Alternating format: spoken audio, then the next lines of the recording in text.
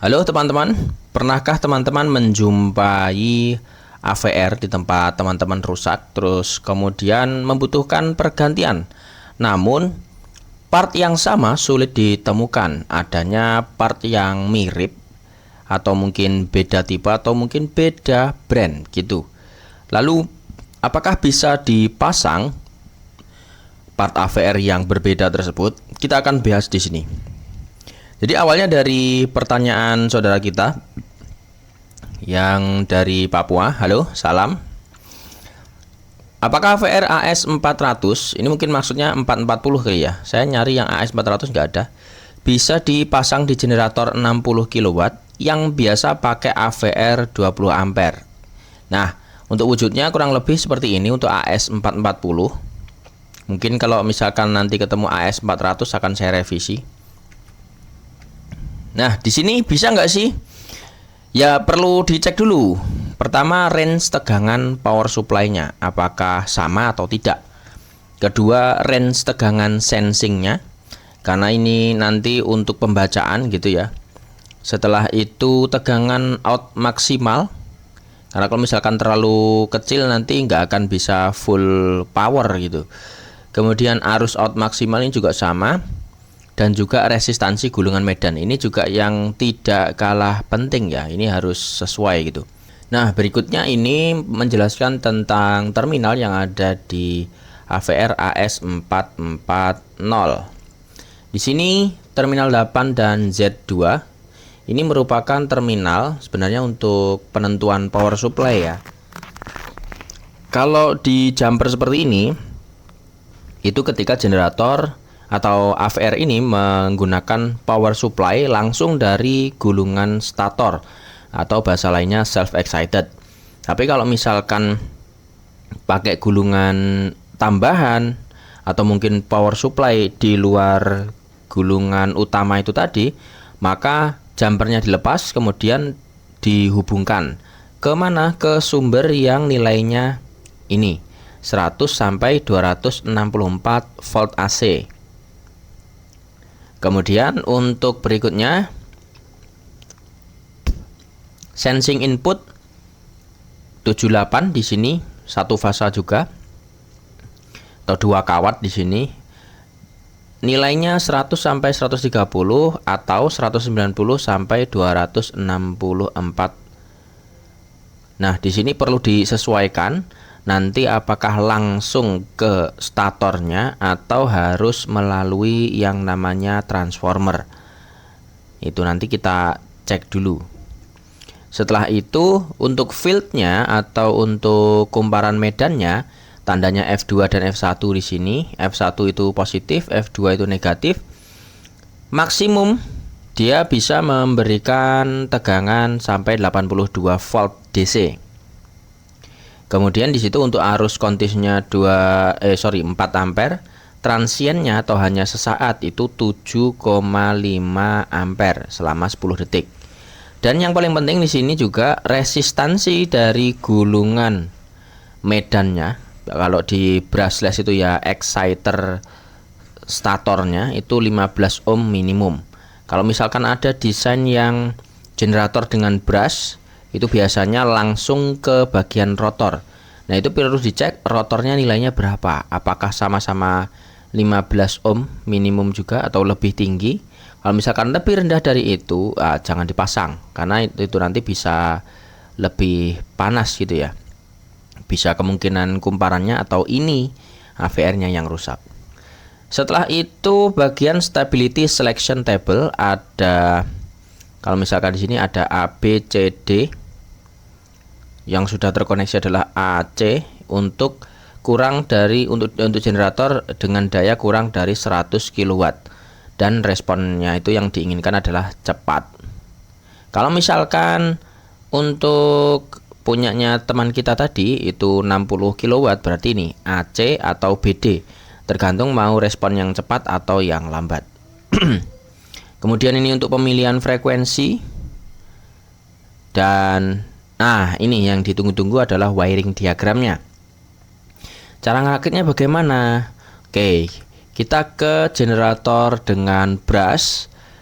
Terus kemudian output kabelnya itu adalah 12 leads.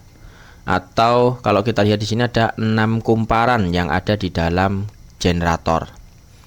12 lead itu apa maksudnya? Ada 12 ujung. Ini 1 2 3 4 5 6 7 8 9 10 11 12. Jadi ada 12 leads. Kalau ilustrasinya seperti ini biasanya. Jadi untuk dari generatornya itu, kalau kita lihat tadi ada 2 2 2, terus kemudian ada 3, terus yang ini ada 1 1 1.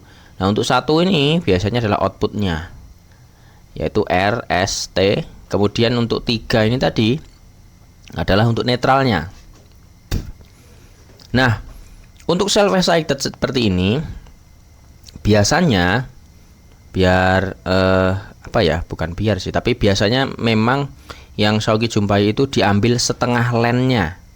Jadi di mana ngambilnya? Ini antara netral dengan setengah line ini, atau sebenarnya bisa juga sih di ujung sini dan tengah ini bisa. Nah, nilainya itu kalau misalkan di sini netral ini 220, berarti setengahnya ini adalah 110. Berarti kalau dilihat di speknya tadi itu masih masuk. Jadi tegangan yang 110 bisa masuk ke sini. Seperti itu kalau misalkan self excited. Ini 8 dan Z2 dikonekkan atau di jumper ya. Terus kalau modelnya pakai auxiliary winding atau gulungan tambahan di generator, berarti ya sama ini, yang hijau ini sama, nggak ada perubahan.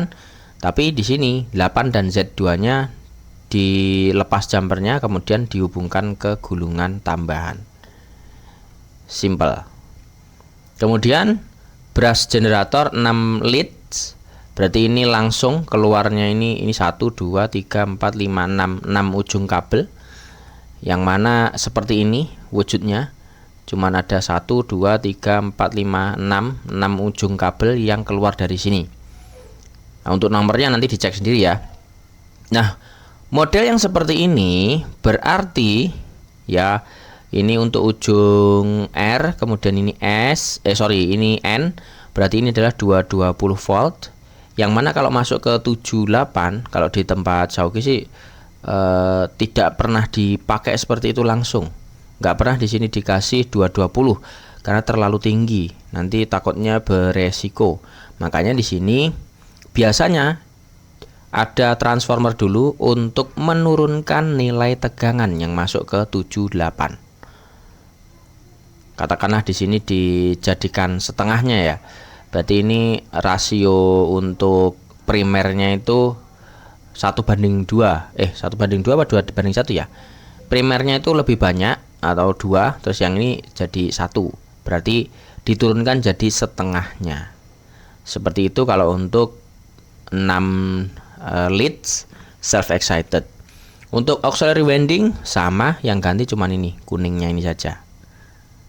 Itu untuk generator dengan brush seperti ini. Mengingatkan lagi, pastikan nilai gulungan dari rotornya ini tadi ya minimum 15 ohm. Kalau lebih tinggi, apalagi nggak terlalu jauh gitu ya, misalkan 18 atau 19, nah itu oke-oke saja harusnya. Oke. Kemudian, nah ini mungkin yang ditanyakan saudara kita tadi, tipe brushless.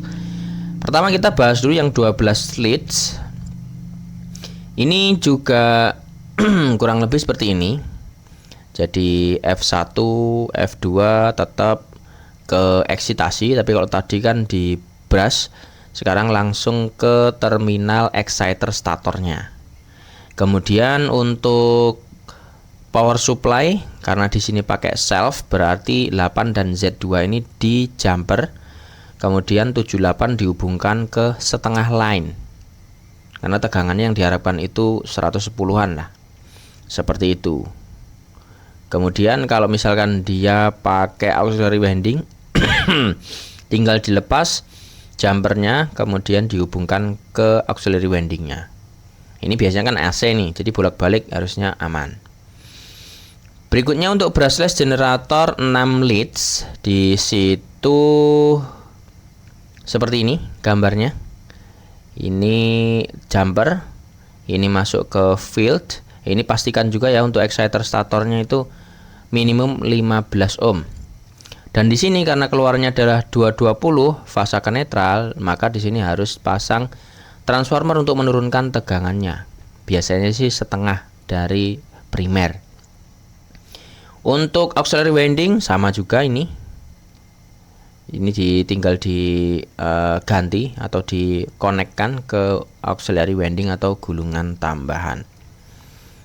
Oke, kakak, itu saja mungkin ya untuk pertanyaannya, jawaban dari pertanyaannya. Semoga bermanfaat.